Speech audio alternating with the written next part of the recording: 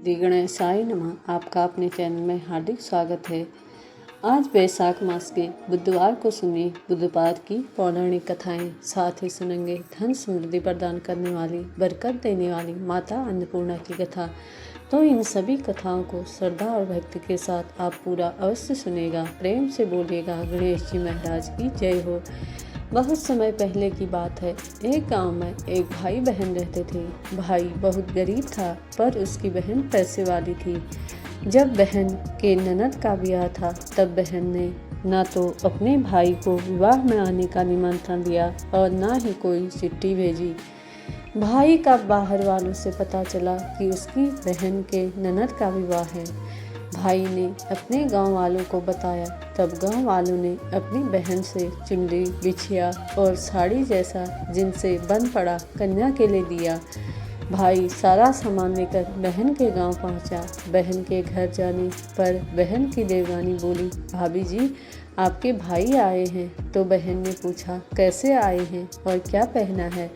तब देवरानी ने कहा, पैदल आए हैं, फटी पगड़ी फटी धोती पहने हैं। तो बहन बोली, मेरे ससुर हवेली के सामने दुकान में बैठे हैं, मुझे शर्म आती है।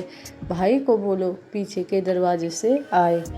भाई के आते ही बहन ने भाई को एक कमरे में बंद कर बाहर से ताला लगा दिया। एक तरफ लड़की का विवाह हो रहा था, गाजे बाजे बज रहे थे, अतिथियों का भोजन कराया जा रहा था और दूसरी तरफ भाई को कोई भी पानी तक पूछने वाला नहीं था। तभी भांजे की बहू को दया आई, उसने दरवाज़ा खोल दिया। दरवाज़ा खुलते ही भाई वहाँ से भागा। 2 दिन भूखे प्यासे रहने के कारण उसे चक्कर आने लगे। रास्ते में एक गणेश जी का मंदिर था, वहाँ जाकर वो गिर गया और रोते रोते गणेश जी भगवान को अपनी व्यथा सुनाई और बोला, हे गणेश जी महाराज, आज मेरी गरीबी के कारण से मेरी सगी बहन ने मुझे धिक्कार दिया है। पूछेंगे विवाह से क्या मिठाइयाँ लेकर आए हो, तो मैं क्या जवाब दूंगा? तब गणेश जी को उस पर दया आ गई और गणेश जी भगवान बोले, मेरे बगीचे से ककड़ी और तरबूज तोड़कर ले जाओ। तब भाई ने ककड़ी तोड़कर झोला भर लिया और अपने घर गया। घर जाते ही बच्चों ने पूछा, पिताजी बुआ के यहाँ से हम लोगों के लिए क्या लाए हो? झोला खोलते ही छोटे तरबूज सोने के गहने में बदल गए। बाकी तरबूज काटने से हीरे मोती निकले। पत्नी बोली, आप बहन के घर से इतना कुछ क्यों लाए? आपकी बहन ने हम लोगों को बहुत ज़्यादा दे दिया है। भाई ने कुछ भी जवाब नहीं दिया। गणेश भगवान की कृपा से उनके दिन बदल गए। भाई का काम धंधा जोरों से चलने लगा। धीरे धीरे गहने, कपड़े, रहने के लिए मकान बन गया। पत्नी बोली, एक बार ननद जी को बुला कर लाओ। तो भाई ने नए कपड़े, नए जूते पहनकर रथ में बैठकर बहन को लेने गया। देवरानी बोली, भाभी जी आपके भाई आए हैं। बहन ने पूछा, कैसे आए हैं और क्या पहना है? तब देवरानी बोली, रथ पर बैठकर खूब ठाट बाड़ से आए हैं। बहन बोली, मेरे भाई को बोलो कि हवेली के सामने से आए, मेरे ससुर देवर जेठ देखेंगे। भाई का बहन ने खूब सागर सत्कार किया। भाई बोला, बहन मैं तुम्हें लेने आया हूँ। तब बहन ने कहा, मुझे भी बहुत दिन हो गए हैं, चलो मैं चलती हूँ। भाई बहन को लेकर अपने घर आया। भाई और उसकी पत्नी ने बहन का खूब आदर सत्कार किया। जो चीज़ें मांगी सब बनवा कर दिया। बहन बोली, भाई मुझे एक जूते चाहिए। तब भाई ने मोची को बुलाया और कहा, मेरी बहन के लिए ऐसी जूती बनाओ जो मुँह से बोले। भाई ने बहन को बहुत सारा धन देकर विदा किया, पर अभी तक वह जूती नहीं आई थी। बहन रवाना होने लगी, तभी मोची जूतियाँ लेकर आया। बहन की जूती पहनते ही जूतियाँ बोली, निर्धन भाई की पैसे वाली बहन, गणेश जी का बगीचा नहीं होता तो आज क्या करती? बहन तब भाई के पत्नी से पूछने लगी, यह क्या, कहाँ से आवाज़ आ रही है? तभी भाई ने कहा, सुबह का समय है, कोई जीव जंतु बोल रहे होंगे। भाई ने घोड़े गाड़ी को जल्दी जाने को कहा। बहन के जाते ही पत्नी जिद करके बैठ गई कि जूतियाँ क्या बोल रही थी। तब पति ने अपनी पूरी आपबीती सुनाई कि कैसे बहन ने मुझे 2 दिन भूखा रखा, कमरे में बंद कर दिया। भांजे की बहू ने दरवाज़ा खोला, तब मैं बाहर आए और गणेश जी के शरण में जा पहुंचा। गणेश जी की कृपा से हमारे दिन बदले। उसने अपनी पत्नी को सारी बातें बताई। तब पत्नी बोली, अगर मुझे मालूम होता तो मैं आपकी बहन को कुछ नहीं देती, मेरा दिया हुआ सब कुछ वापस लेकर आओ। तब पति बोला, गणेश भगवान ने हमें सब दिया है, अगर वह मुझे भूखा प्यासा कमरे में बंद नहीं करती, मैं गणेश भगवान के मंदिर में क्यों जाता?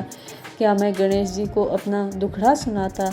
तुम अपना मन मैला मत करो, और अपने पर तो गणेश जी की कृपा है और किस चीज़ की कमी है। फिर दोनों गणेश जी के आगे झुककर प्रणाम करते हैं और जयकारा लगाते हैं। हे गणेश जी महाराज, जैसी कृपा आपने गरीब भाई पर की, वैसे ही अपने सभी भक्तों पर अपनी कृपा बनाए रखना। तो प्रेम से बोले, गणेश जी महाराज की जय हो। आइए अब सुनते हैं गणेश जी महाराज की अगली पौराणिक कथा। एक बार देवी तुलसी विवाह हेतु वर ढूंढने के लिए तीर्थ यात्रा पर निकली थी और ढूंढते ढूंढते वह गंगा किनारे पहुंच गई। उस समय गणेश भगवान गंगा किनारे तप कर रहे थे। उन्हें देखते ही देवी तुलसी उन पर मोहित हो गई और उनके मन में गणेश भगवान से विवाह की इच्छा उत्पन्न हुई।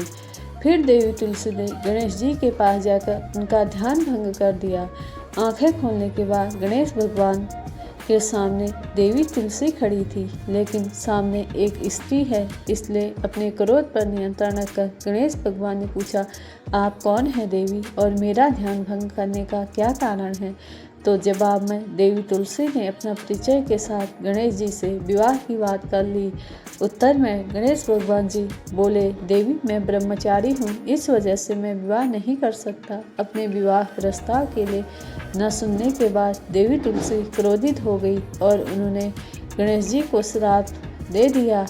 उनका ब्रह्मचर्य टूटेगा और उनके 2 विवाह होंगे। इस बात पर गणेश भगवान भयंकर क्रोधित हो उठे, क्योंकि एक तो वह स्त्री है, इसलिए ध्यान भंग करने पर गणेश जी ने कुछ नहीं कहा और इतनी विनम्रता से बात करने पर भी उन्हें श्राप दे दिया गया। फिर गणेश जी ने देवी तुलसी को श्राप दे दिया कि तुम्हारा विवाह शंखचंड नाम के असुर के साथ होगा। एक देवी होकर भी उनका विवाह एक राक्षस से होगा। यह जानकर देवी तुलसी विचलित हो गई और विनायक जी से इस कठोर श्राप से मुक्ति दिलाने की क्षमा याचना करने लगी।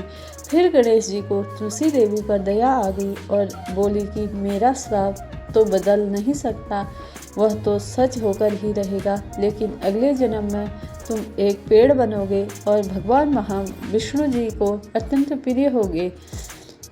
उनकी पूजा में भी तुम्हारा एक महत्वपूर्ण स्थान होगा और कलयुग के इंसानों में तुम मोक्ष का मार्ग दिखाओगी। लेकिन तुमने मेरा तप भंग किया है और मुझे ब्रह्मचारी होकर भी 2 विवाह का श्राप भी दिया है, इसलिए मेरी किसी प्रकार की पूजा में तुम निषिद्ध रहोगी। इस प्रकार देवी तुलसी गणेश भगवान की पूजा में निषिद्ध हो गई। प्रेम से बोले